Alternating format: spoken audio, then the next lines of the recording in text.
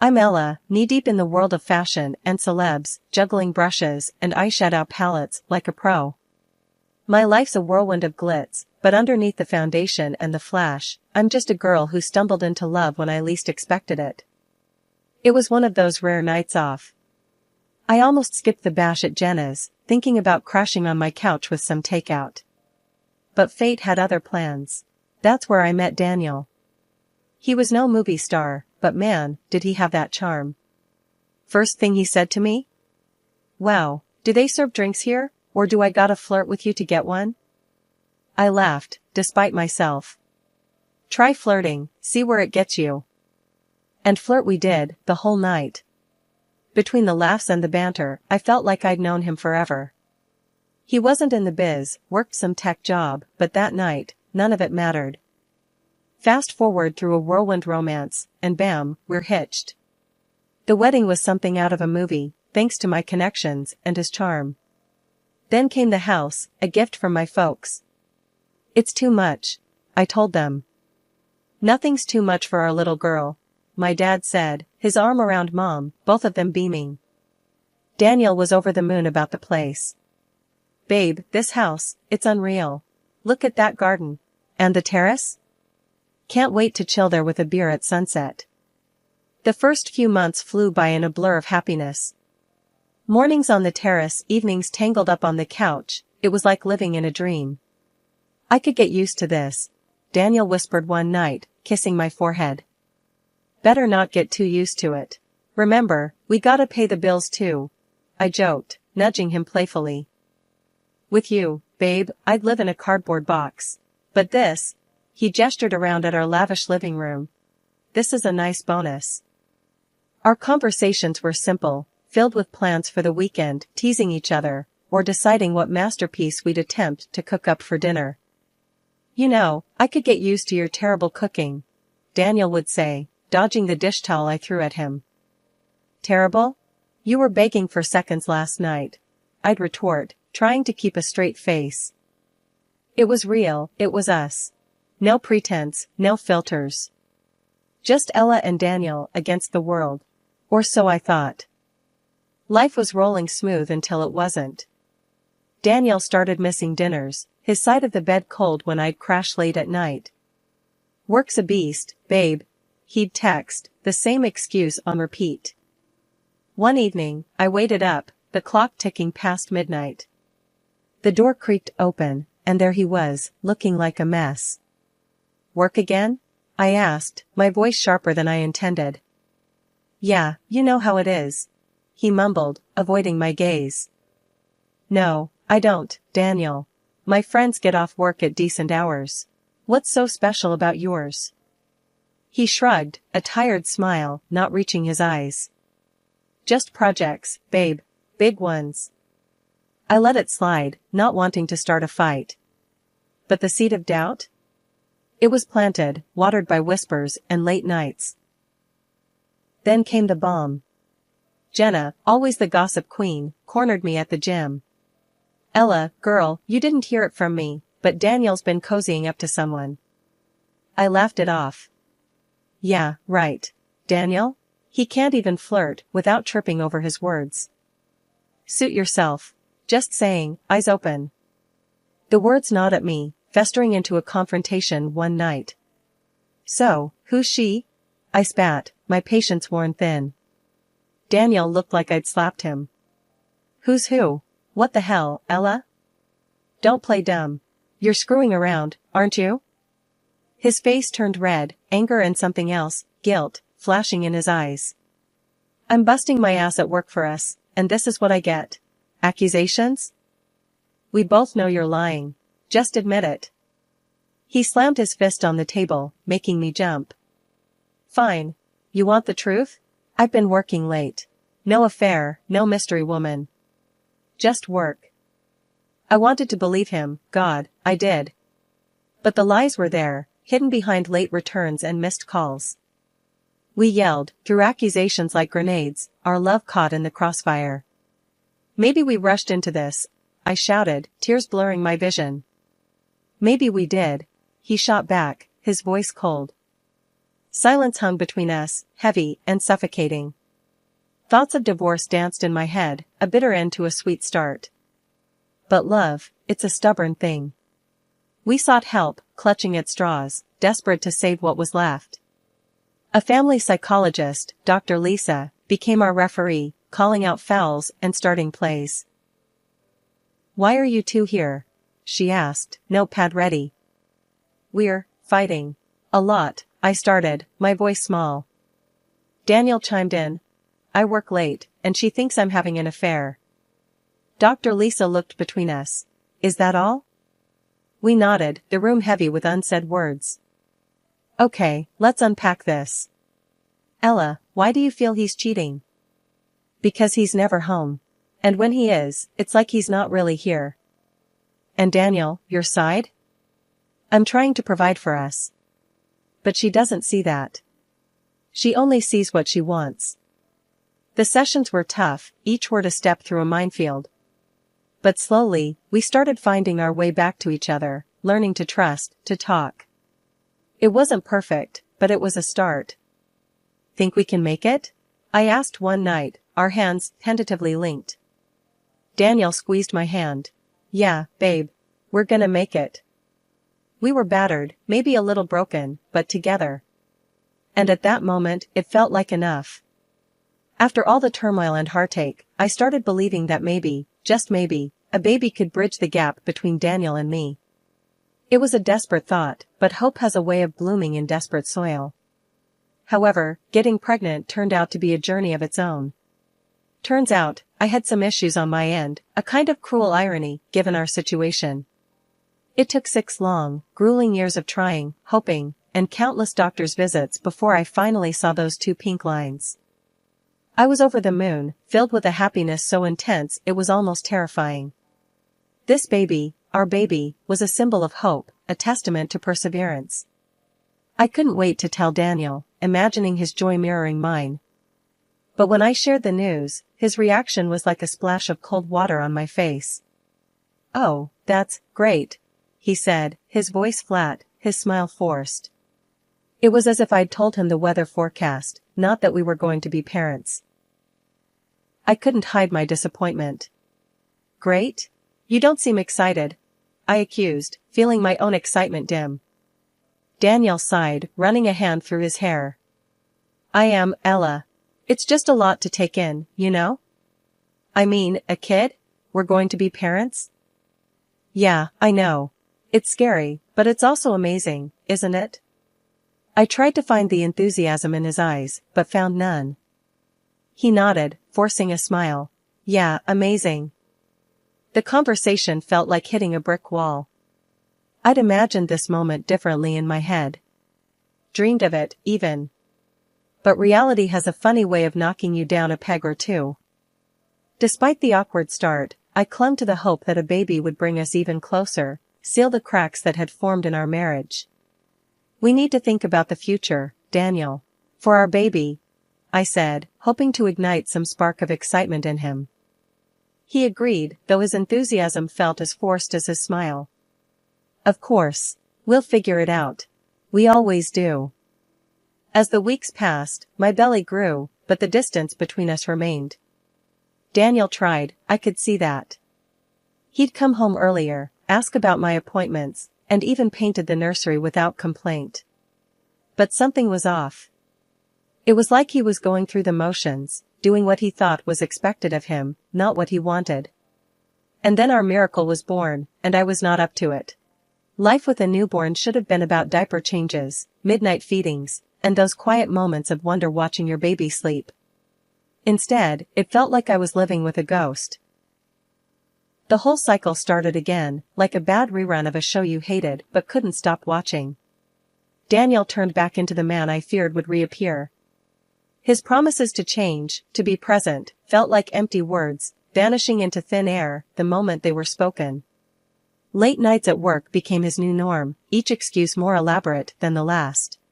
First, once a week, then almost every day. "Work's crazy, babe. You know how it is," he'd say, his voice a rehearsed tape I'd played too many times in my head. One night, as I rocked our son to sleep, I heard the front door creak open. It was late, way past when normal people finish work.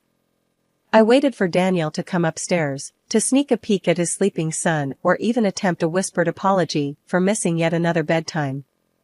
But there was nothing. Just the soft snuffle of our baby and the distant sound of the TV flicking on downstairs. I couldn't stand it. Wrapping our son a little tighter in his blanket, I made my way downstairs, ready for a confrontation. I found Daniel sprawled on the couch, eyes glued to some late-night show. "Really, Daniel? Another late night? This is becoming a habit," I said, trying to keep my voice steady, not wanting to wake the baby. He glanced at me, irritation flickering across his face. "What do you want me to say, Ella? That I'm out partying? I'm working, for God's sake." "Working? Or avoiding us?" The words spilled out, bitter and sharp. Daniel stood up, his expression hard. "You think I don't want to be here? With my son?" There was a challenge in his voice, but it didn't reach his eyes. "I don't know what to think anymore, Daniel. You're never here. And when you are, you're not really with us." My voice broke, a mix of anger and desperation. He sighed, running a hand through his hair. "I'm trying, Ella. You think I don't know I'm screwing up? But what do you want from me?" "I want you to be a father, to be present. Not just a guest in your own home." I was shouting now, the frustration of the past weeks, months, boiling over. Daniel looked away, the fight going out of him. "I'm sorry. I'll try harder, I promise." Promises. We'd had plenty of those. Yet, as I looked into his face, searching for something, anything, to cling to, I realized I wanted to believe him. For our son, for us, I had to believe him. "Okay," I whispered, more to myself than to him. "But we can't keep going like this. We need to make some changes." 2 more months have passed, and Daniel's work has not gone away. His promises to change, to be present, felt like empty words, vanishing into thin air the moment they were spoken. Late nights at work became his new norm, each excuse more elaborate than the last. One night, I couldn't stand the silence, the doubt eating away at me. I confronted him, my voice laced with a tiredness that went beyond sleepless nights with a newborn. "Are you seeing someone else, Daniel?" His reaction was swift, a mix of anger and indignation that felt too rehearsed. "What? No. How can you even say that? I'm working my ass off for this family." His denial was strong, his gaze steady, but so was the pit in my stomach, growing with every word he said. I wanted to believe him, to wipe the slate clean and start fresh, but history and intuition screamed a warning I couldn't ignore. I nodded, a brittle smile plastered on my face. "Okay, I believe you." The words tasted like ash. I was lying to him, to myself. Pretending to trust when every fiber of my being screamed that I was being played for a fool, again. The day everything came crashing down started like any other, except for a message that popped up on my social media. A message from a woman I didn't know, claiming she was Daniel's lover. My first reaction was disbelief, a cold laugh escaping me as I thought, this has to be some sick joke. But curiosity, that gnawing worm, drove me to her profile, and that's when the floor fell out from under me. Pictures of her and Daniel, looking cozy and way too familiar, smiles that I hadn't seen directed at me in months. And the kids, 3 little faces that bore an unsettling resemblance to the man I called my husband. My heart wasn't just broken, it was obliterated. I didn't confront him over the phone or blast him with angry texts. No, I waited. I waited with a storm brewing inside me, the photos burning a hole through my phone. When he walked through the door that night, the air was thick with my rage, a silent tension that made him pause. "Ella? What's wrong?" Daniel asked, already on edge as he saw the look on my face. Without a word, I slid my phone across the table to him, the photos displayed like evidence at a crime scene. His face went white, his eyes flicking between the screen and me, searching for an explanation where there was none. "These, Ella, I can explain," he started, the words choking in his throat as he tried to piece together a defense out of lies. Explain? Explain what, Daniel? How you have another family? How you lied to us every day? My voice was sharp, a blade honed by betrayal. He attempted to touch the phone, perhaps to delete the evidence or simply out of a reflex to hide his guilt. It's not like that. It's complicated. Complicated? I laughed, a sound devoid of any humor. I think it's pretty simple. You cheated. You lied. You led a double life at the expense of our family. What's complicated about that? Daniel's face was a mask of desperation, the reality of his choices finally hitting him. Ella, please. I made a mistake. I can fix this. Fix this? How, Daniel? By pretending those kids don't exist? By erasing what you did? The absurdity of it all fueled my anger. I don't know. But I want to make things right. His voice was barely a whisper, a plea for a mercy he didn't deserve. Right? There's no right here, Daniel. Only wrong. And you chose that path, not me.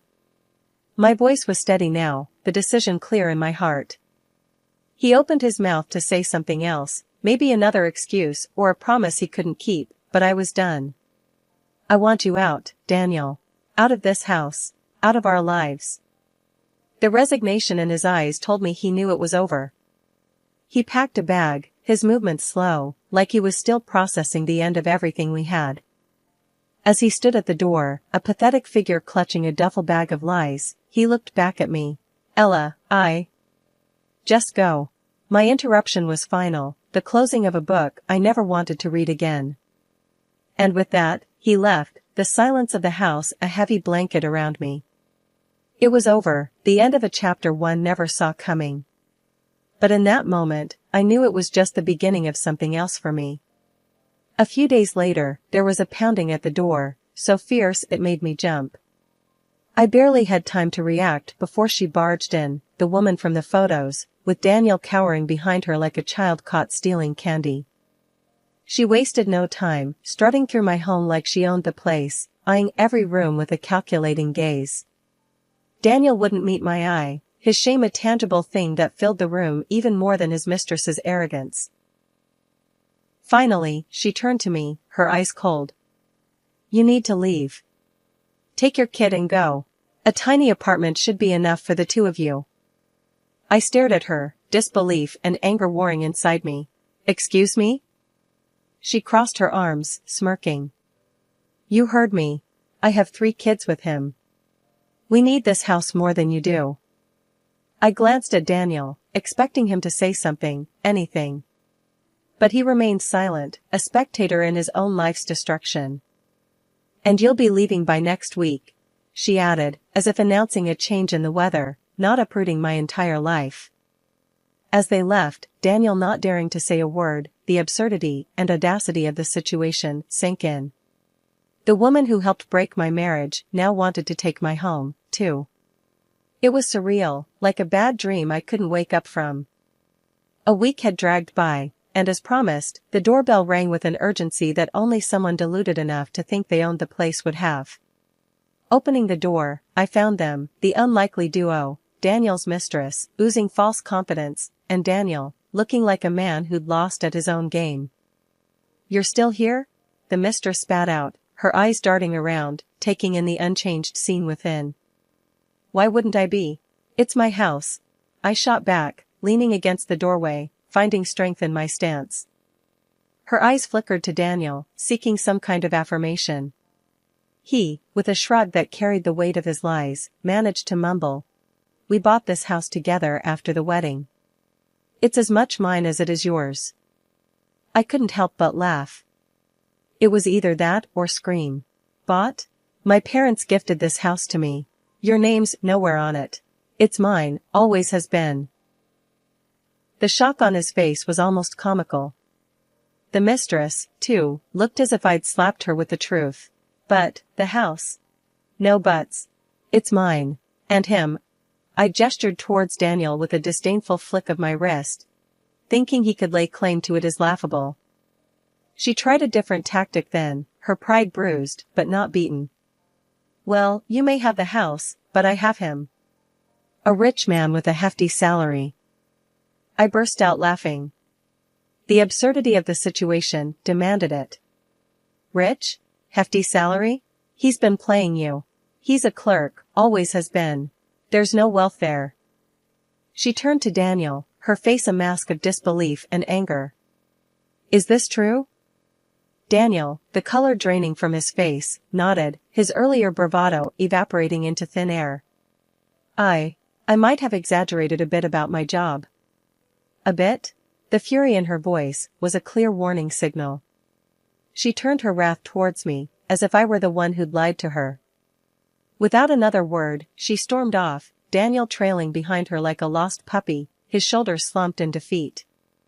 2 weeks after I kicked Daniel out and stood my ground against his mistress's absurd claim to my house, I took the next logical step. I filed for divorce. It was time to officially sever the ties that bound me to a man who'd become a stranger, a source of betrayal and pain. I wanted freedom, a clean slate for me and my son.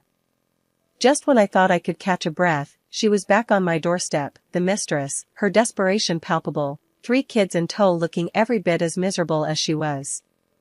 Please, she started, her eyes brimming with tears. You have to help us. We have nowhere to go. This house, it's all they have. I stared at her, incredulous. Was she serious? After everything, she had the gall to show up here, demanding my home? The audacity, I muttered under my breath. Listen, and listen good. This house is mine. You and Daniel made your bed. Now, lie in it. Somewhere else. Her tears quickly evaporated, replaced by a scorching anger. How can you be so heartless? Look at them. She pushed the kids forward, their tears starting on cue. I sighed, my heart heavy for the kids, but my resolve steel. This isn't my doing. It's yours. It's his. You need to leave. Now. When she didn't budge, just stood there screaming accusations and curses, I had no choice. I called the police. The situation was beyond ridiculous, beyond sad. It was a circus, and I was done being a spectator. The officers arrived swiftly, their presence a relief. They tried to reason with her, but she was beyond reason, her tirade against me escalating. Eventually, they escorted her and the children away. The sight of them being led from my doorstep was both a relief and a pang in my heart. Those kids deserved better. Just when I thought I had started to turn the page, Daniel showed up again, knocking on my door with a look that was half regret, half desperation. I opened the door, not surprised, but disappointed to see him standing there, a bag in his hand, his eyes pleading. Ella, I messed up. I know that. But I've left her, left all that behind. I want to come back, for you, for our son. Can you forgive me? His voice was shaky, his usual confidence nowhere to be seen. I stared at him, disbelief and anger swirling inside me. After everything, he thought he could just waltz back in? Forgive you? My voice was low, laced with venom. After you lied, cheated, and broke our family? You think you can just drop them and everything's fine? He shifted uncomfortably, his eyes not meeting mine. I know I don't deserve it, but I want to make things right. Make things right? I laughed, harsh and cold. You're beyond making things right, Daniel. You made your choice. Now, live with it. His face fell, and for a moment, I almost felt sorry for him. Almost. Ella, please. No. It's too late for pleases and sorries. You need to leave. Now. My voice was firm, brooking no argument. He looked at me, the realization finally dawning on him that there was no going back, no forgiveness to be had. With a heavy sigh, he turned and walked away, his shoulders slumped in defeat. As he disappeared from view, a part of me felt lighter. It was finally over. I was free from the web of lies and betrayal Daniel had spun around us.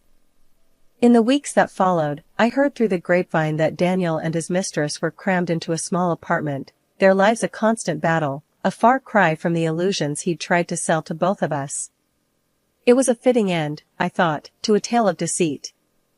As for me, I focused on my son, on rebuilding our lives without the shadow of Daniel hanging over us.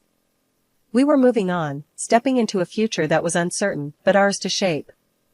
The road ahead was long, but for the first time in a long time, I felt hopeful. We had survived the storm, and now, it was time to enjoy the calm.